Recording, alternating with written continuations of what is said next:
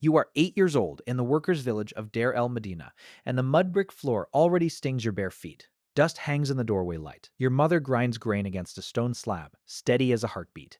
Your father left before dawn, chisel in hand, climbing toward a tomb in the Valley of the Kings he isn't allowed to name out loud. Chores come first: water to fetch, a baby brother to mind, a floor to sweep before the flies find the bread. Under your sleeping mat, though, a wooden spinning top waits for the 1 hour today that belongs only to you. Somewhere right now, a kid your age is negotiating for 15 more minutes of screen time.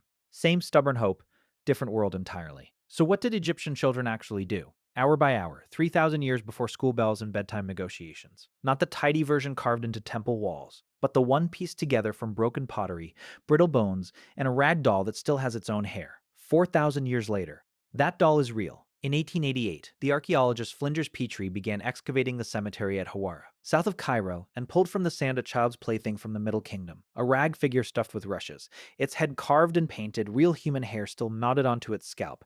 After nearly 4,000 years, it fits in one hand. It is soft in places a stone statue never could be. Everyone assumes ancient Egyptian childhood was all ritual and grinding survival, with no room left over for anything as ordinary as a favorite toy. The archaeological record disagrees. Alongside Petrie's doll, museum collections hold wooden crocodiles with hinged, snapping jaws, spinning tops carved from painted wood, carved hounds and jackals boards from the Middle Kingdom, and Senet, a race and luck game so old its hieroglyph appears on tomb walls by roughly 3100 BCE, played by pharaohs and farmers' children alike. Balls stitched from leather and stuffed with straw or horsehair turn up in graves meant for the very young. Someone loved that doll enough to bury it with a child instead of letting it fall apart in a household junk heap. Someone carved a crocodile with a mouth that could actually snap, purely because a kid would find that funny. Play wasn't an afterthought. It was worth taking into the next life. So play filled part of the day. Here's what filled the rest of it. In 2022, the Egyptologist Christian Leitz and a team from the University of Tübingen announced one of the largest caches of ancient writing ever recovered in Egypt. More than 18,000 ostraca, broken pottery and limestone flakes used as scrap paper, pulled from the site of Athribis, roughly 200 kilometers north of Luxor. Hundreds of them carry the exact same symbol, written over and over, front and back. That repetition is not decoration. Egyptologists believe it is punishment. A child forced to copy a sign again and again until the lesson stuck, the ancient equivalent of writing lines on a chalkboard. Other ostraca from the same hall show arithmetic problems, grammar drills, and a bird alphabet where every letter pairs with a bird whose name starts with that sound. Everyone pictures ancient education happening inside a grand stone schoolhouse, columns and inscriptions included. No such building has ever been confirmed anywhere in Egypt. The evidence points somewhere plainer. Children learning in the shade of a temple wall, tablet on the lap, sun on the back of the neck, exactly like generations before them, getting exactly as bored as you did. And it was rare. Historians estimate that only a small fraction of ancient Egyptians, by some counts as few as 1 in 100, ever learned to read and write at all. That makes every signed ostracon a rare individual voice surviving out of a mostly silent majority. One bored, punished 10-year-old, standing in for a whole society that mostly couldn't write its own name. But school, however informal, was not where most Egyptian children spent their days. In 2015, the bioarchaeologists Anna Stevens and Gretchen Dabbs, excavating for the Amarna Project, opened dozens of graves in what's known as the North Tomb Cemetery, the burial ground closest to the workshops and quarries that built the short-lived royal city of Akhetaten. More than 90% of the skeletons they studied belonged to people between the ages of 7 and 25. Most were under 15. Children younger than 7 were almost entirely missing from that graveyard, not because they weren't dying, but because this particular cemetery belonged to laborers, and 7-year-olds had just become laborers. Everyone assumes childhood, everywhere and always, meant protection from the worst adult work. The bones argue otherwise. Spines compressed under loads too heavy for growing frames.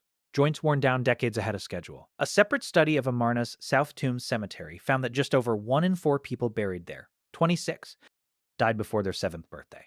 In a modern population, that number would trigger a national emergency. In Akhetaten, it was an ordinary Tuesday. So if 7-year-olds were already hauling stone, when did the softer side of childhood actually fit in? Earlier than you'd think, and it started shrinking almost immediately. In 1873, the Egyptologist George Ebers acquired a 19-meter medical scroll in Luxor, now held at the University of Leipzig, and known ever since by his name. Among its roughly 700 remedies is guidance on infant care, stating plainly that Egyptian mothers nursed their children for 3 years, nearly triple the modern average across most Western countries today.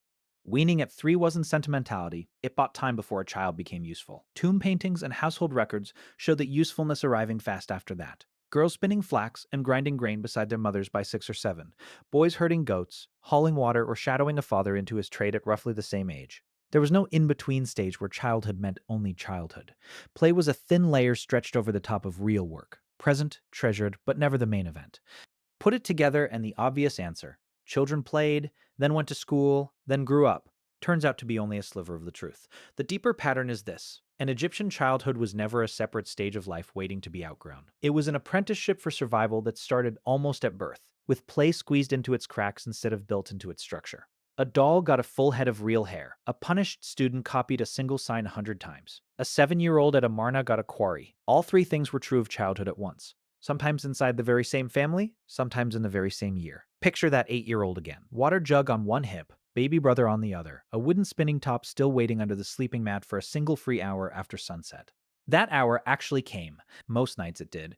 Not because childhood was protected. The record makes painfully clear it wasn't. But because even inside a life built entirely around labor and survival, people still carved out a sliver of time that belonged to no one but the child holding it. 3,000 years later, most of us have swapped survival for screens, chisels for calendars, and still can't seem to protect that same sliver.